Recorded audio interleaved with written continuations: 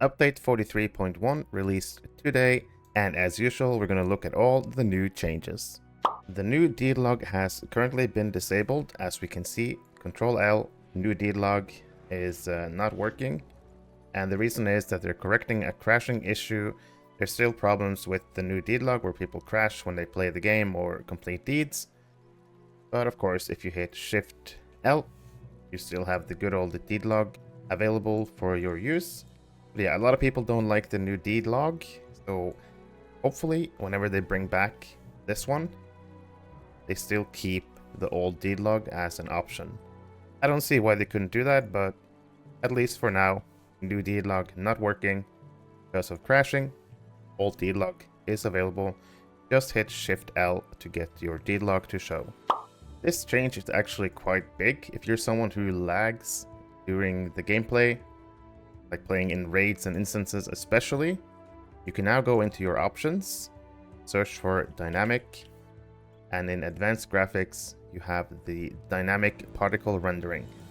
So the way it used to work, like in a lot of instances, if you get an effect on yourself, you'll get a purple or a yellow eye above your head indicating that you have that effect. And in order to see those effects, especially on others, you would have to have all on. And if you wanted to just see it on yourself, you would have to have me on. But you can now simply turn this off, and this will help a lot in instances with just general lag, I guess. The gameplay is definitely smoother if you have dynamic particle effects off. So you can now turn this off, and you'll still see the eyes above your head when you get effects. So several key particle effects, like line warnings on the ground, I believe is what they're referring to, and overhead eyes above your characters and your allies will now be visible with this turned off. So if you want better performance in gameplay, I would suggest just turn this off. This is a pretty good change, better performance, and you can still see the important effects. Good change in my opinion. The cloak that drops from the raid called Willbreaker was gold quality before this update. It has now been changed. Allkill posted a screenshot in the Ghyniverse with the new stats of Willbreaker. It is now teal cloak, and it has a little bit less stats, I believe. So if you're someone who got Willbreaker before this patch, then your gold cloak will have changed to teal like this one. We got a change to the Temple Heroes Spoils. This item is now bind to account.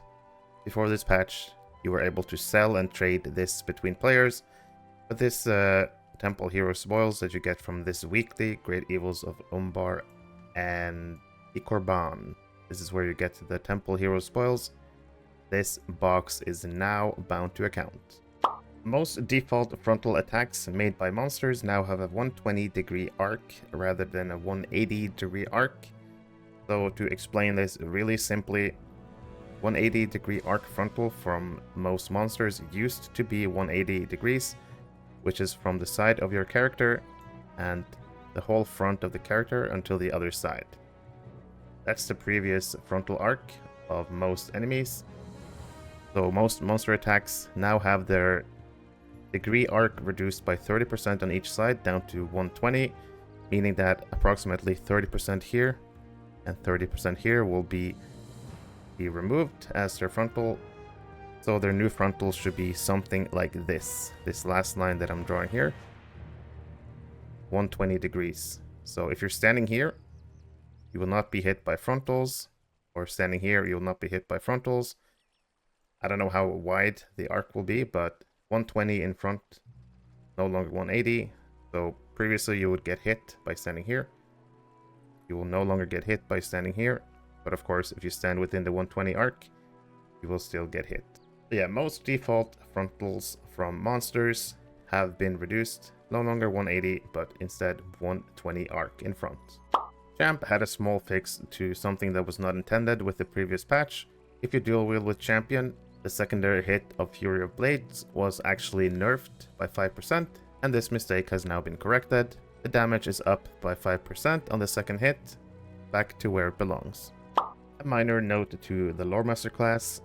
The new skill to summon a Savannah Pride Keeper, which is, I believe, is an item you can get to drop from an instance, should now work correctly. We also have a change to the Mariner class with the aftward pips, and in the patch notes it's listing these skills, generating more, but that's actually wrong. As confirmed by Onum in the Ghyniverse, the skills that are impacted are actually Blade Shield, Step Back, Check Step, and Dodge. And in his next post, he specified that Blade Shield will generate 3 aft, Step Back 4 aft, Check Step 2 aft, and those two are before the modifier from the Step Back trait, and Dodge will generate 3 aft. So more ways for your Mariner class to generate more aftward pips. For the Minstrel class, the Legend of the Hammerham bubbles once again heal allies correctly upon expiration. This effect you can see in the bottom here was bugged with the last patch because this used to be a percentage value, but it changed to a number value, and with the last patch it was bugged, but it now correctly heals a set amount of morale, but no longer percentage based heal. Other than that, there's quite a few bug fixes for the new raid, Temple of Utug-bûr.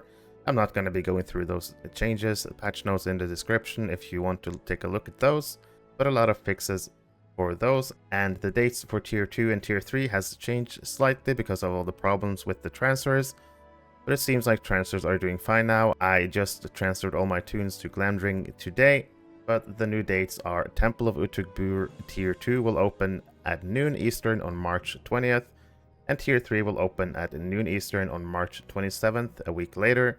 Deleting the charge deed for Temple of Utug-bûr will be available to earn until 3 AM Eastern on May 21st. If you enjoyed the video, please consider dropping a like and subscribing as it really helps out the channel.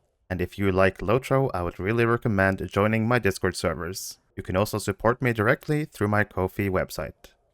If you're playing or looking to play Lord of the Rings online, there is one place you need to be.